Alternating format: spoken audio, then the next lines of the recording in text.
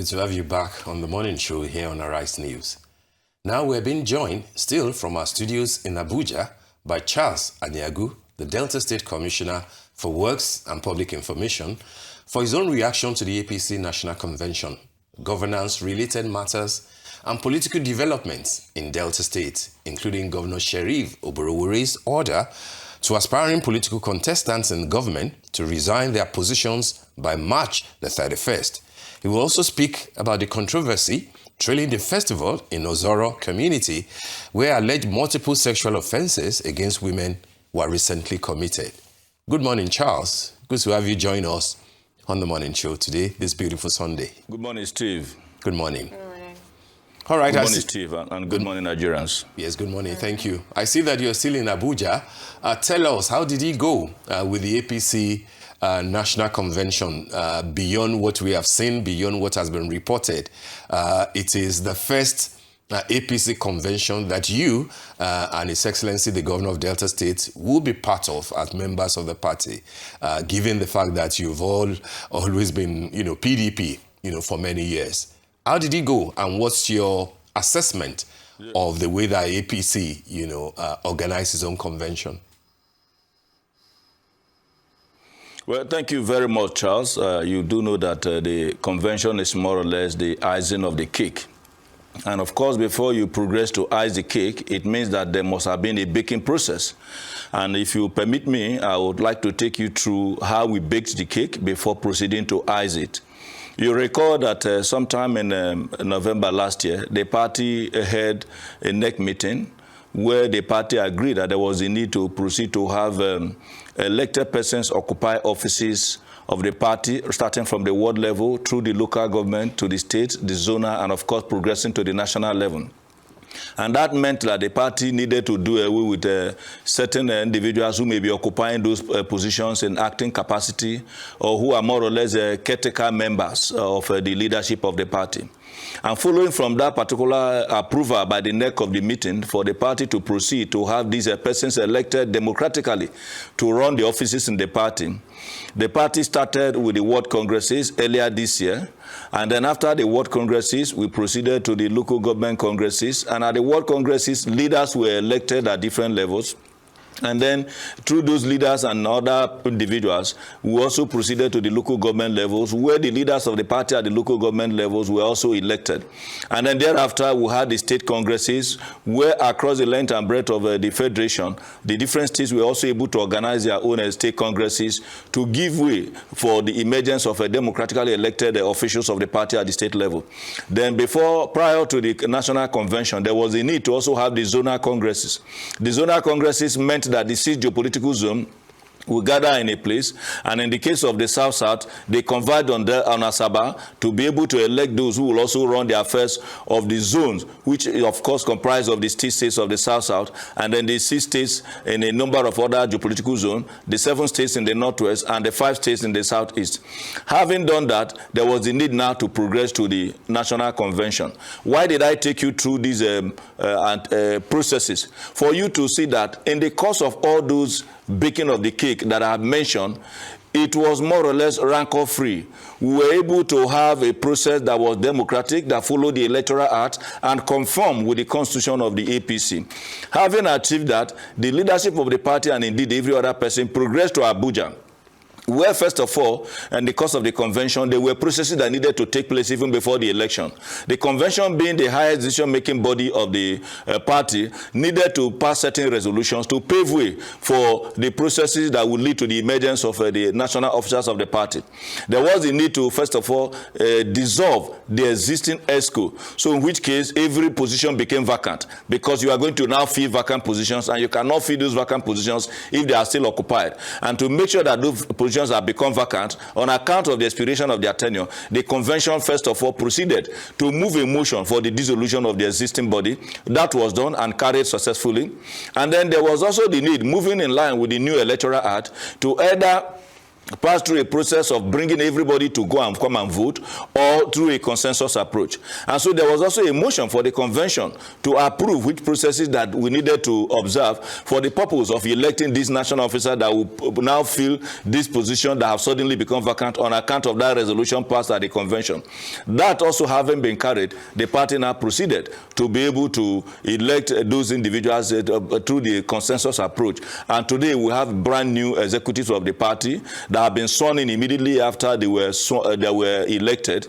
And of course, you may want to also look at other issues that have to do with the convention in terms of the security approach. Yes, individuals may have gone through some stress to gain access to the Aniagwu Square venue of the convention, but that was necessary to avoid the stories that touch. And of course, you know, if anything has happened untoward, it will rub off on not only the party, but on the federation. So a whole lot was done to ensure that everybody was carried along. Those are the processes that led to that icing of the cake at the National Convention. My brother Steve. Thank you, Mr. Charles Aniagwu, for that breakdown of the convention. And as you said, the struggle you spoke about, I assume, is the tear gas that we allegedly saw there. But as you said, in your opinion, this was necessary. But I'm going to move away from the convention. Let's talk about what happened in Ozoro, because it's been reported that 15 people have been arrested. And I'd like an update. We all watched in horror as we saw a young woman being pursued, grabbed, stripped, and allegedly assaulted. And not just that it occurred, but then on top of that, that it was recorded, making sure that they were victimized both in person and also digitally. Can we get an update on, one, the people who have been arrested, if anyone has been charged, and what type of therapy or services are being provided for the women who came forward? Okay, thank you very much, and I must first of all appreciate you for your choice of words in describing the unfortunate incidences that actually occurred in the course of that particular festival. I am happy you did not progress to deploying words that some other persons used when they said it was a rape festival. There's nothing like rape festival in Delta, and to the best of my knowledge, any part of the South. And so it just happened that some misguided youths went about harassing some of those ladies in the course of the festival. It's just like when individuals want to protest, maybe possibly a pay rise. And even as they are protesting pay rise, some other person may decide to begin to set tires and houses ablaze. That is different from asking for pay rise. That means that individuals went out of the scope of activity to begin to engage in actions that are not in line with the general thinking of those who may be protesting such pay rise. That was exactly what can be described to have happened in Ozoro. They do have a festival, but that festival has nothing related to what was seen on different social media space that were filmed by some individuals. And it was a good thing that those things were actually filmed, because it brought attention to the issues that happened. But I can tell you that in the morning when we heard about it, the first directive the governor gave to me is not only for us to condemn the act, but also to direct the police to immediately, and other security agencies, to immediately proceed to arrest and bring to book any individual that may have been found to be part of such harassment that were meted out to our young ladies. Because for us in Delta, everybody, particularly the vulnerable, and of course, you know, women and young children belong to that group, needed to be protected. And that is what the governor said that must be done. Luckily, and good enough, the police proceeded with speed, and a number of persons were arrested. As I speak to you, a whole lot of investigation is going on, because you do know that you arrest somebody who is involved in an act, you will also need somebody to come and indeed corroborate that this person did this. Because if the person says, I am not guilty of what you are charging me for, you must be able to bring somebody who will now be able to testify that truly this happened. Because it's just like a judge that passes a place and then he sees that somebody decide to slap another person. Even if you bring that particular person to the court of that judge, the judge will not just wake up and say, yes, I saw you slapping this person, because that's not what the law says. The judge will need somebody to say, yes, this thing happened. So in the case of these ones who have been able to arrest these persons, some of them are still in the custody.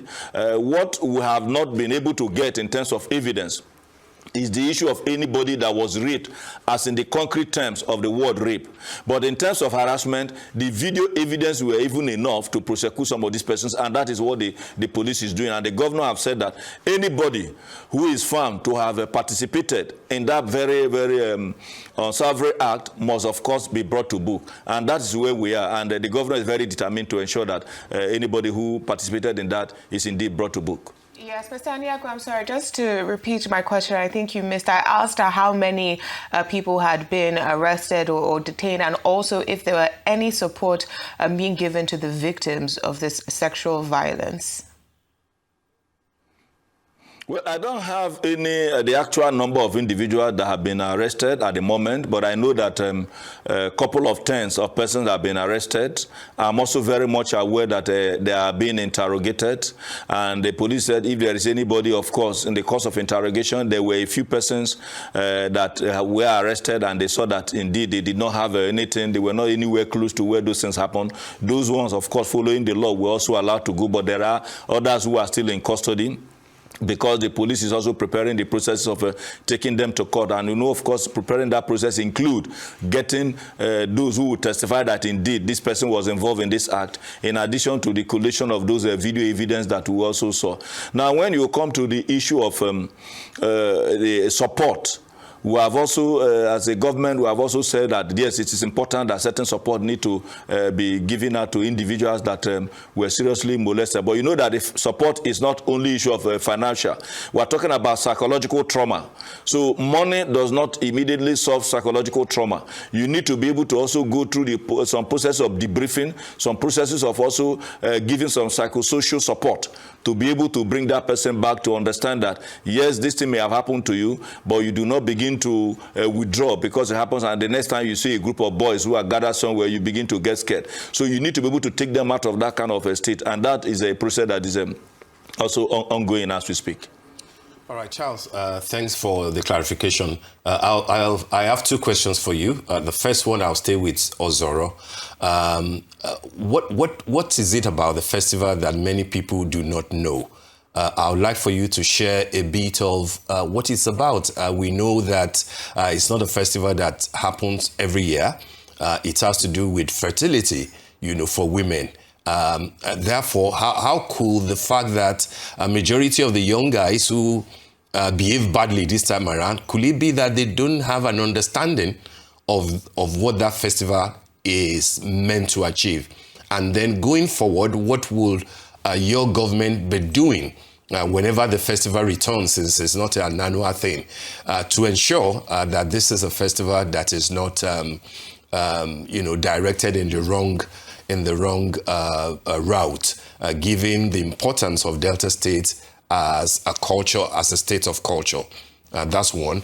And then I would now like you to move away from that when you're done with that, to talk about, you know, your state and the politics of your state, starting from the order by the governor, Sheriff Oborowori, which is similar to what the president has said, that anybody who's interested in politics, any appointee of these should resign by Tuesday, the 31st, to go and, you know, deal with his political aspirations. And my question to you is that, will you personally be resigning if you are looking at contesting any election? And how do you think that will prepare the state towards the primary elections that are meant to happen before the end of May 2026?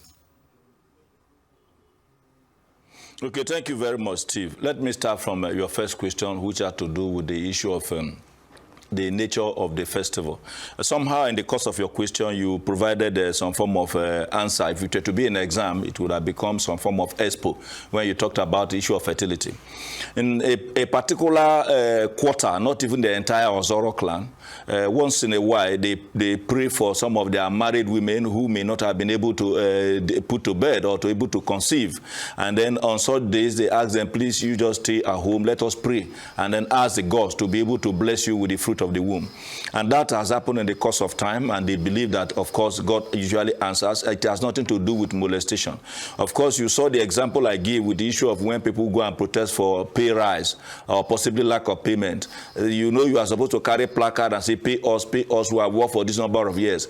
But when an individual now leaves the issue of pay and begin to break the glasses in the building of the headquarters of the agency or the body that should pay them, or set such building ablaze, that is now criminality. It means you have gone out of the issue of protest, which is legitimate right of individuals to ask for such pay rise. And so that happens everywhere. You see individuals proceeding and progressing in error, moving away from the issues that are at stake. And in this case, those young boys engage in criminality away from the culture and the tradition of the people. And that is why the law is also taking its course in data, that we are going to be able to separate the culture and the tradition of a people from a set of youths who decide to bring in an aberration to those cultural values.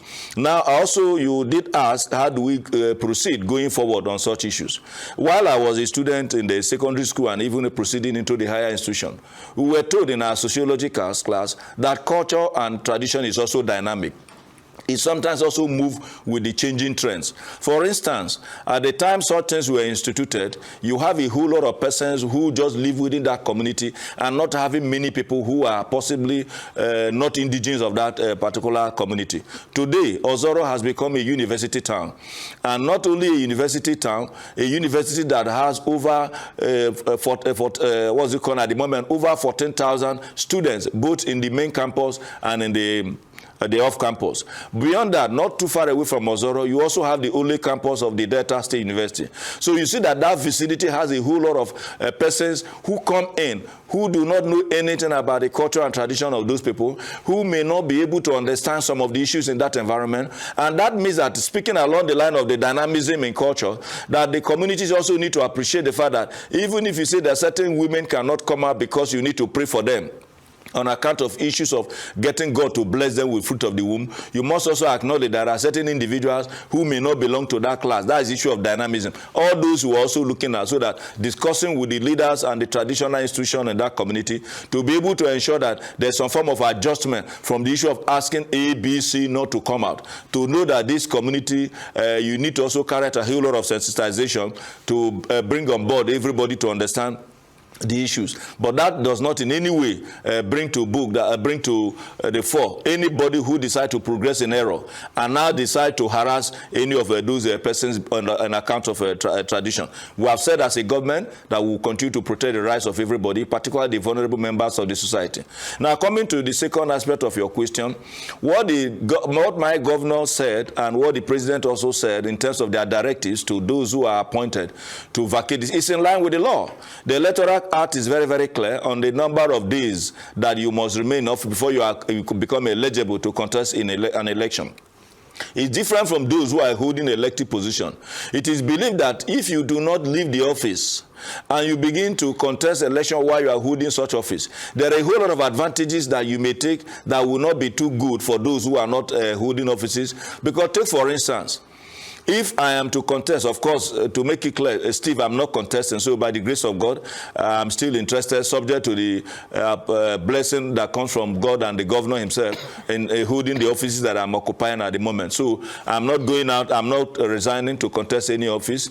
And so if indeed, if I were to contest, and you allow me to still be holding the office I'm holding, and as the leader of my ward, it means that I'm going to be having undue advantage over others who are not holding that position, both in terms of resources or in terms of when I mean resources now, it's not only in terms of money, in terms of structure, because they will say, okay, the leader has spoken, and at that moment you are the leader in that particular community. So you will see that there will be undue advantage to you, and then that will become somehow disadvantage to others who may not be holding such offices. That's one.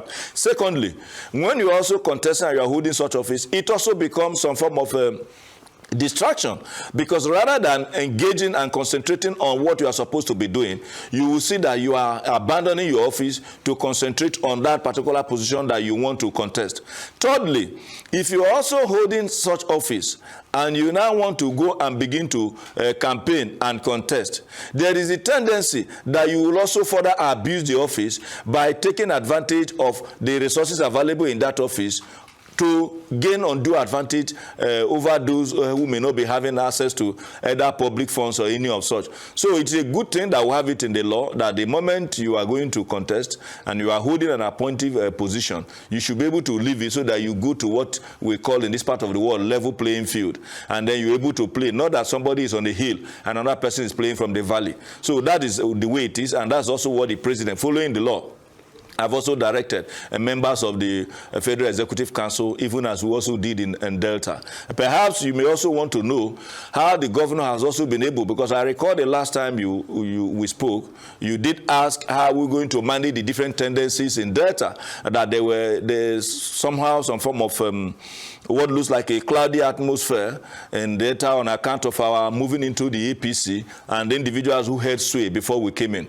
I can tell you, just like I mentioned in the course of that, your question the last time we met, that our governor was able to bring everybody on board, manage everybody, was fair to everybody, irrespective of whether you belong to his former party with him or whether you now were among those who came into the APC. He provided a level playing field and asked that individuals should go and make sure that their people are able to push them up to occupy the position that they seek to occupy. And that, to a very large extent, gave us the peace that you witnessed in the course of the different processes in Delta, starting from the ward through the local government, the state, and of course the zonal congress that I held in Asaba. Steve. Thank you, sir. I'm sorry, I'm going to bring you back to what has been happening in Delta State recently, because it really has strung a very strong chord with a lot of Nigerians and Nigerian women. You compared this to, a protest going out of whack or people maybe looting or setting fire to things. But when those things happen, which I don't think is a fair comparison, but it usually is highlighting a moral failing in society. What work is being done to educate people, hold people? We've spoken about how you plan to hold accountable using the law, but prevention is better than cure. And Nigerian women cannot be at the whim of any tradition or culture that would use violence against them. What is being done to prevent this from happening? What education or public information campaign is being done to educate the young of Delta State, both boys and girls and men and women, to prevent this type of occurrence from reoccurring in the future? Well, as I proceed to respond to the questions you have raised, let me make it very clear that our governor, Right Honorable Elder Sheriff Oborowori, is always very intentional when it comes to issues of the vulnerable members of society. And I've mentioned too earlier that women and the youth, the young ones, actually belong to that particular vulnerable group, even if we also have, we're also very, very mindful of the rights and the needs of different other members of the society, but at least very, very intentional when it comes to women and then children. Now, as to what we are doing, let me now also inform you that because of the peace and the security that exists in a larger part of Delta, thanks to the governance approach, which deals with the issue of providing enough infrastructure, carrying everybody along, and then working with the different security agencies to ensure that we have a very, very stable society in Delta. It has now brought in also another form of challenge, which is why today, for instance, a place like Asaba, the capital of Delta, had become more like a heaven of some sort for a number of persons who troop in on account of this peace and security that I said exists. Today, it's to Nigeria's #1 fastest growing capital. Then what is the implication? The entire length and breadth of the 25 local government areas is having a whole number of persons who are coming in from other parts of the country. We welcome it because they are coming in to do business in a very safe and secure environment, in a place where they have nightlife, in a place where they have the opportunity to be able to aspire as much as they want to grow in terms of their businesses. The challenge that has come with is that you are now having individuals who are coming in with different values. And what are we doing to be able to deal with that? Collaborating with the different bodies who have set up at the issue of the political level, and then working with the security agencies who are dealing with such. I give you an example. Not long ago, I'm sure you may have also seen it in the social media, our security agencies went out in places around Ma and Warri to be able to raid a number of areas where some persons are coming and they are beginning to allegedly engage in the business of trafficking and then some form of drug peddling.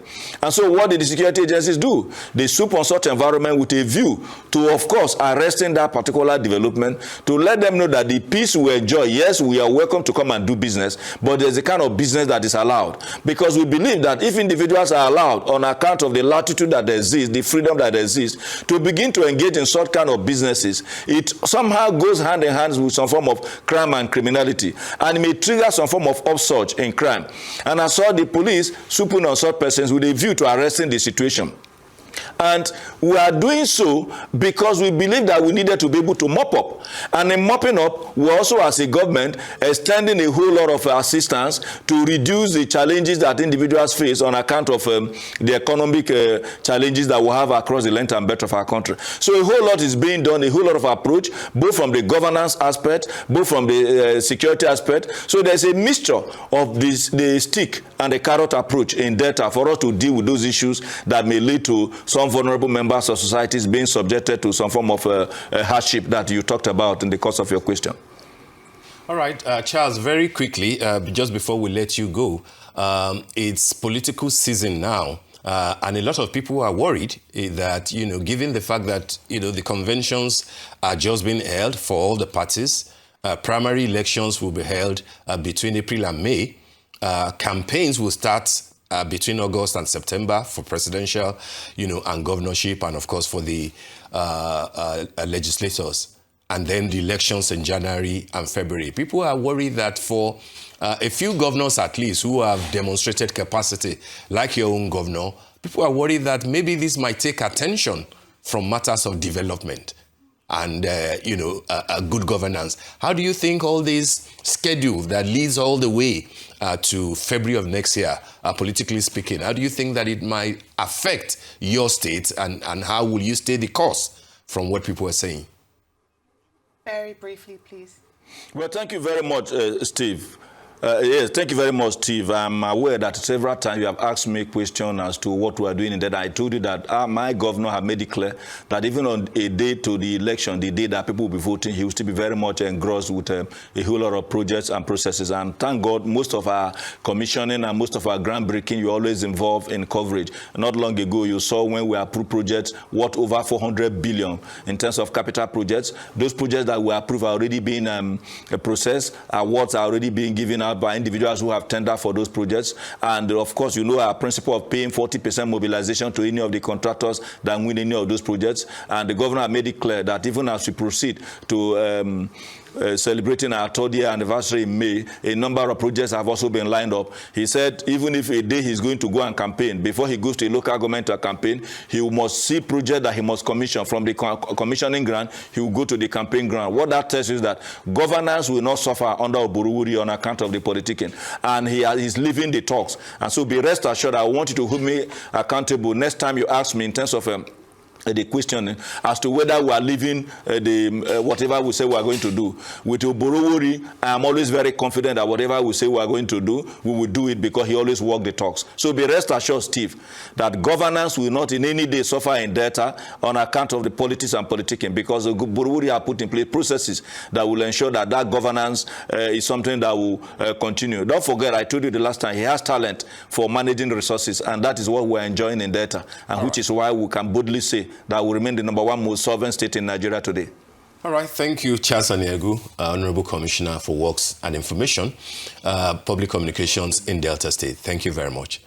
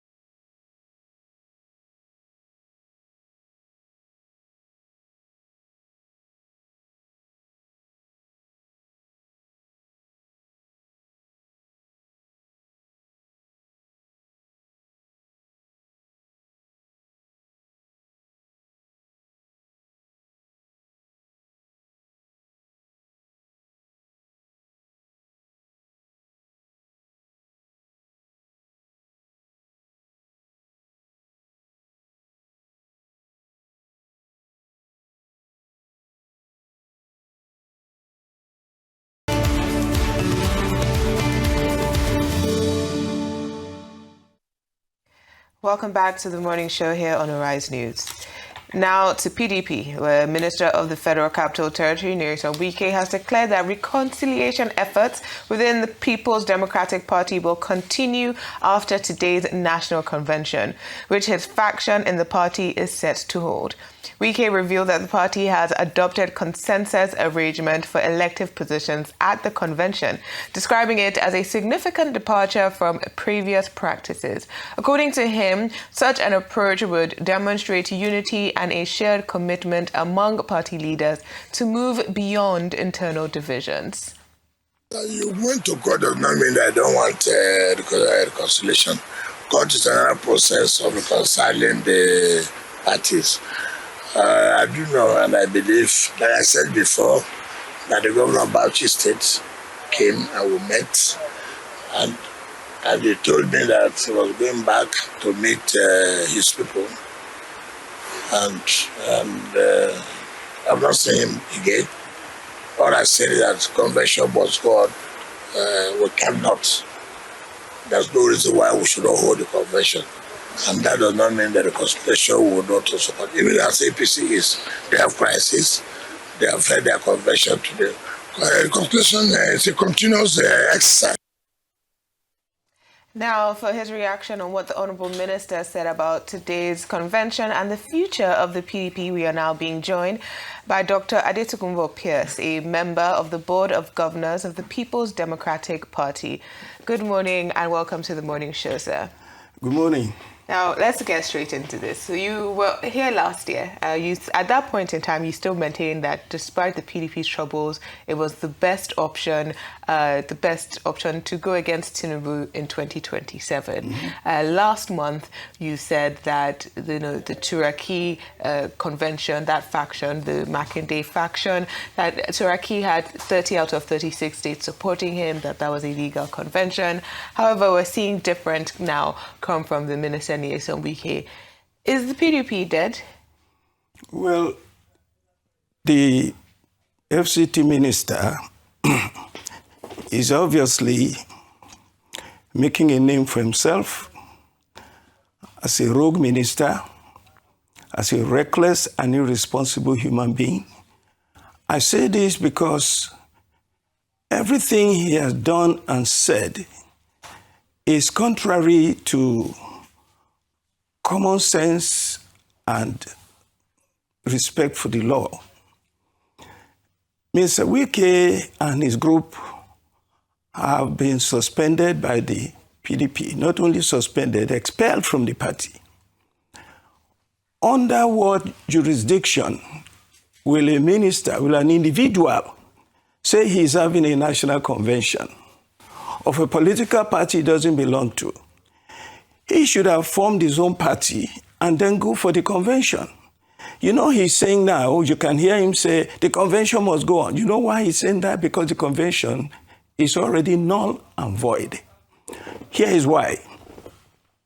On the 9th of March, an appeal court judgment came out.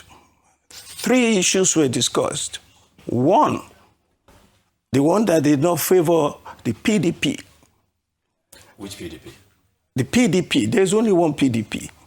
Wike is not a member of the PDP. No, clearly there are factions. No. Listen. There are people who are not with the PDP, who are claiming to be with the PDP. If he wants to call himself a faction, good luck to him. You will see the way this will end, because his convention does not mean anything because he has no political party to have a convention on. This is what happened. The appeal that came out on the 9th of March this year, 3 things. One, that the convention that the PDP had in Ibadan on 15th and 16th of November last year is invalid. 1. Yes. 2, that the suspension and expulsion of Wike and all these Aniagwu and all the members remain valid. 3, that the Damagun-led National Working Committee of the PDP is authentic and legitimate. Now, you have been expelled from a party and the court says you remain expelled, how can you legitimately, legally say you're a member of the party holding a convention on behalf of the party? Do you get my point? That's all I'm saying. Secondly, if the Magun-led PDP is the authentic PDP, and the Magun-led PDP is the structure that authenticated and organized the 15th and 16th November 2025 election, National Convention in Ibadan, does that convention not remain valid? Now, here we are. The third issue, which was not favorable to the PDP, that is to say the convention remains invalid, is because of the judgment of Omotosho. That's what he said. But another judge said, Judge Akintola said, go ahead, legally go and have the convention. And we stand on that, and we have gone to appeal. This thing is in the Supreme Court. Our appeal is with the Supreme Court. So when Wike says, you can see the bravado, he knows that this convention he's holding is a joke. It's a jamboree for his friends. That's okay. If the Supreme Court sides with the appeal court on the legality of your convention. No, not even that, not even that. Okay. Whether before the appeal court speaks on the issue, yes, which we know will favor us, I'll give you reasons why. The appeal court, if your case is already with the appeal court, yes, that you should not have this convention, then do you have a right to have the convention? He cannot have this convention. If he holds the convention, it is already null and void. A case came out, a judgment came out yesterday, a copy of our appeal to the Supreme Court that this convention should not hold. Pending the hearing of that appeal, you go and have a convention, null and void. Now, regarding our hope, that is the PDP hope, that the Turaki-led National Working Committee of the party will be validated by the Supreme Court. We stand on two grounds. One, there's a precedence already. You remember when the SDP filed its list of National Working Committee to INEC. INEC rejected it.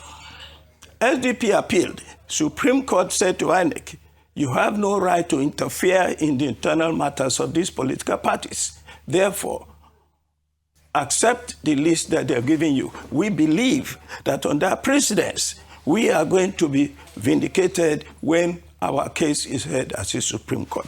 That is number one. Number two is that the legal right that took us to the Ibadan Convention, which was given to us by Justice Akintola, has not been vacated, has not been set aside. It was now a case between, so all this talk about our case has been, our judgment, our National Convention, it did not hold, it's temporary. Well, what is your specific prayer to the Supreme Court? Is that our National Convention of the 15th and 16th of November last year should be validated. Okay. Because once that is done, we can then go on to organize our presidential primaries, at which time we will have a candidate for president in 2027. And APC and Bola Ahmed Tinubu will not be the only ones on the ballot. Nigerians need to have an alternative choice. Okay. I mean, you said APC and President Bola Tinubu. There's also the ADC, there's the NNPP, there's the YPP, there's the NDC. There's our Accord Party. A former governor of yours now also going to the Accord Party. So there are a lot of smaller parties. 21 parties. Yeah, 21 parties. And there's a lot of parties in Nigeria that are trying to participate in the elections, not just the APC. No, we're praying for all of them. Yes. That's the point. That everybody should be allowed. we're just stating our own case, but that's the same position all of them are in, by the way. I know, but I want to ask you, because we did see the Oyo State Governor Seyi Makinde with Kwankwaso and with Peter Obi, who, it's been reported Kwankwaso is expected to move to the ADC by tomorrow. Peter Obi, a chieftain of the ADC. Is the PDP even going to focus on running their own primaries, or are you going to focus on having some type of opposition collaboration going forward? I don't know how this will eventually evolve, but the PDP, the Turaki-led PDP, that's the structure of the party, by the way. That's the administration of the party, of all parties. Their National Working Committee, which will be elected at a national convention. Yes. That's all. A national convention does not elect a presidential candidate, no. This man, the week is going as if they're having a campaign to elect president. He's already talking about adopting presidents. No.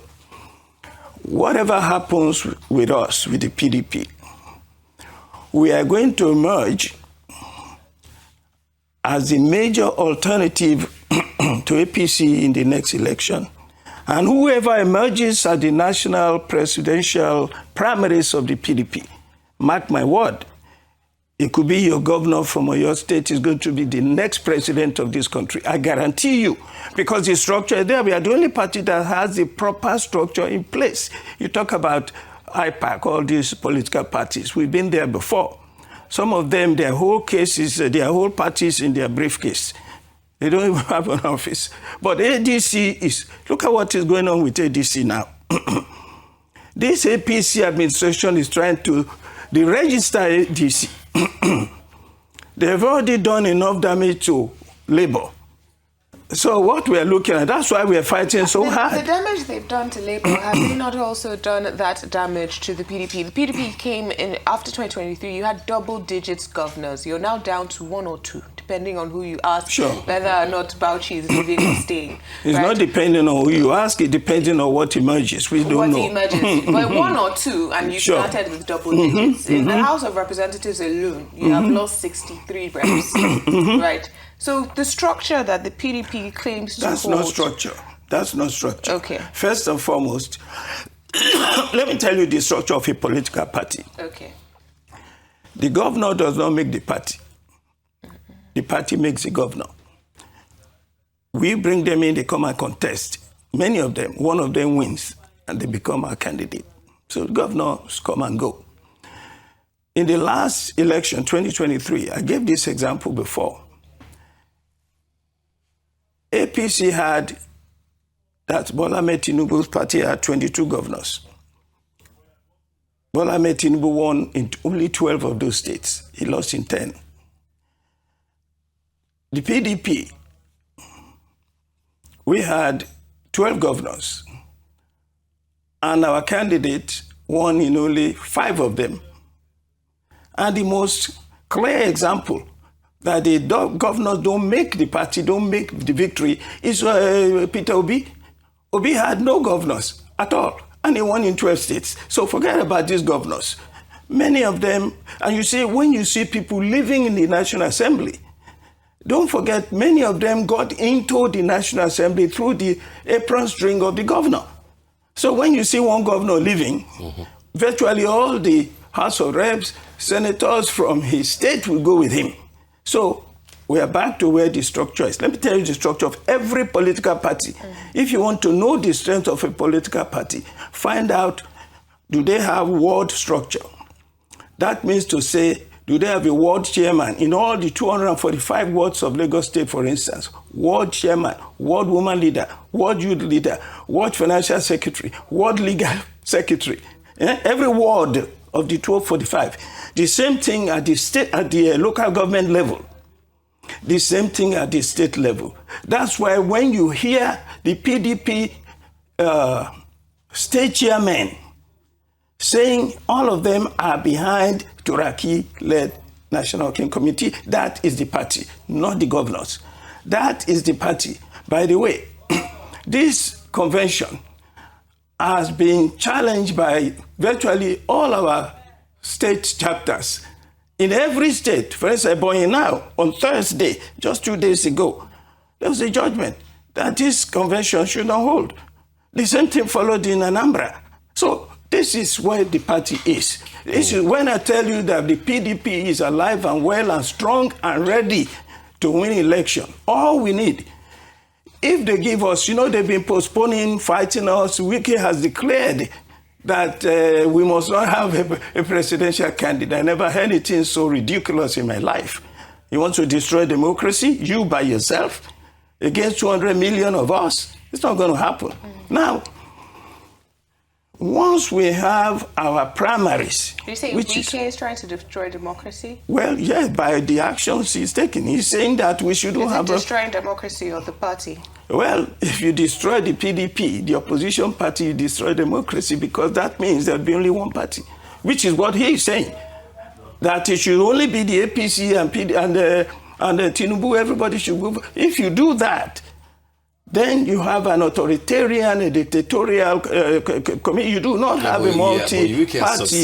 He has succeeded so far in holding the party by the jugular. He has not held up by the jugular. He has succeeded in creating an impression that the PDP is dead. But when somebody is dead, why are you after him so much? Why are you fighting the dead? So that he can nail the coffin. But no. But if you are dead, you are dead. Yeah. He cannot, it's not possible. Let me ask you, sir, because you have mentioned Seyi Makinde, and I recall that, I've asked you a number of times, if Seyi Makinde were to believe all that you are saying, what will inform his romance with Rabi Musa Kwakwanso, who's no longer a member of the PDP? What sort of alliance will he be looking for, given that Kwakwanso is now moving to ADC? Will you not be shocked if it turns out in the coming weeks that Seyi Makinde has a leg already in ADC? First and foremost, I do not believe that Kwakwanso is going to ADC. You do not believe? No. And if he goes to ADC,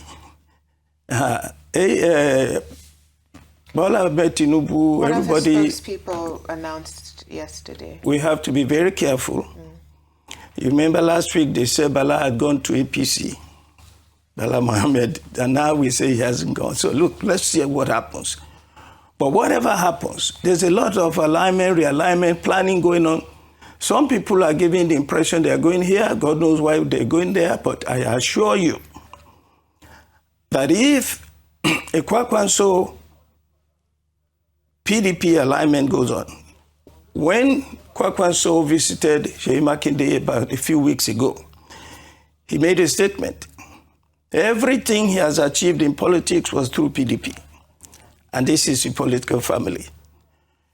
Even if you're in another party, we still have an alliance with you. We are going to have a friendship and association with other people, other leaders, other political parties. Well, at the end of the day, we are going to neutralize and defeat this ABC government that has done so much destruction to Nigeria since the days of Buhari and intensified by Bola Ahmed Tinubu. Yeah, but Kwakwanso couldn't even hold his governor, the only governor that he produced. Again, the governor does not make the party. Who is this governor? This governor is a puppet governor, just like many of them are in this administration, this political period we are in. Many of these governors are so weak, they can't stand on their own 2 feet. The governor of Kano, when he left, his deputy didn't go. Many commissioners resigned, they didn't want to go with him. It doesn't matter. Kwakwanso is the leader of the party, and he is in control of the structure of the party. The structure, as I described it, it is not that governor. The governor came in with the help of Kwakwanso, made him from PA to this, to that. If he goes, he goes. It's not carrying the party with him. That's the most important thing. That is the greatest thing that has happened for the survival of democracy in Nigeria. If Kwakwanso doesn't go to APC, no matter where he is, we are good. ADC.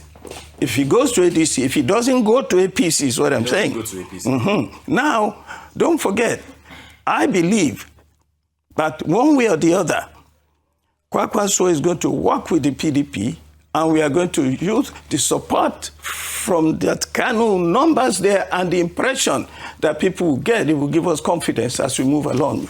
So are we looking at a Makinde Kwankwaso type of collaboration ticket, or are we looking at some type of marriage or partnership? I don't know the form it will take. But again, I'm telling you, even Peter Obi now, even if he's in ADC, you've seen him go here, go there, who knows what kind of relationship we're going to have.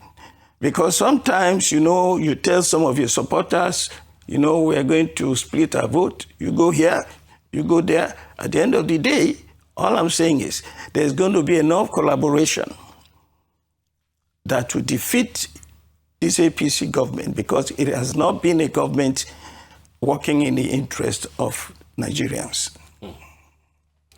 Some APC people would take that very personal. They say that they are not working in Nigeria's interests. Why do you say so? Well, they can take it personally, but it's the fact. The records are there. Since the days of Buhari, the economy has been reduced to personal profit. Look at what just happened to us in Nigeria. Bola Ahmed Tinubu went to England, got a loan for 700 billion, came back, awarded the contract to his friend Shaguri. Shaguri is not only his friend, he's his business partner, because his son is representing the Tinubu family in the company of Shaguri. So, and by the way, so our money, which is borrowed in the name of Nigeria, is being used for the personal benefit of the president and his family. That is what is going on. And by the way, we didn't need this loan because, according to the records of the federal government, we make 120 billion naira every month from the ports.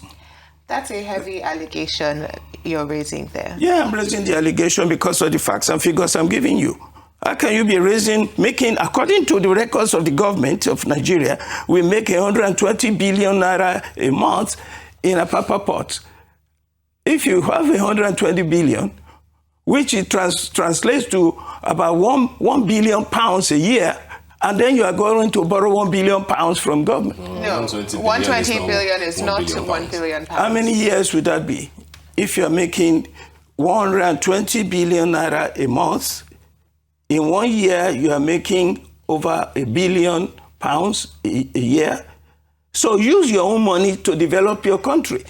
We have been borrowing and borrowing and borrowing. We can agree on the borrowing, but you also said that Nigeria's money is going to personally benefit the president and his family. Because all the money he has been borrowing, many of it has not been warranted. We have enough money to develop if we focus on what we have, instead of going into debt, and debt which will go into generations to repay. Now, the point I'm making is, while he's borrowing this money, the economy is still suffering. Where is the money going? He's the one living large, himself and his ministers, wasting money, carrying dozens of people all over the place, spending our money recklessly.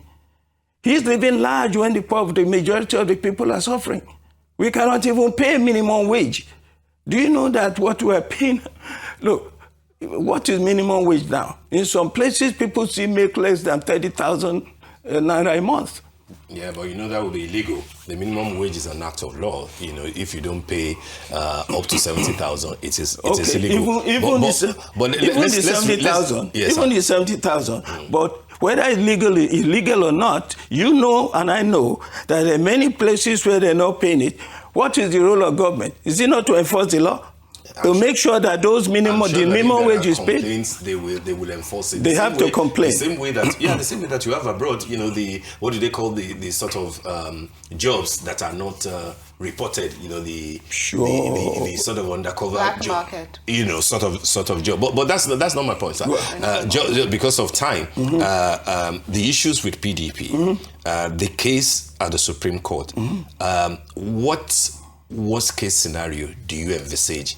And how will you tackle it if it turns out that the Supreme Court prayer that you have there comes back negative? Well, if the Supreme Court judgment does not favor us, I would say that the Supreme Court has been colluding with destruction of multi-party democracy in Nigeria.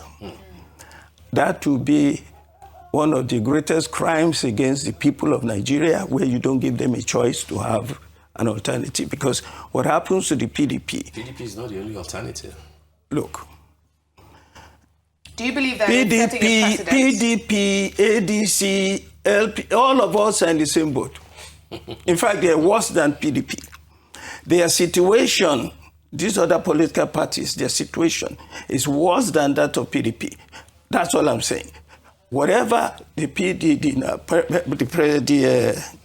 Supreme Court judgment, if it doesn't favor us, it doesn't favor anybody, any other political party, because they don't even have time to go to the Supreme Court, okay?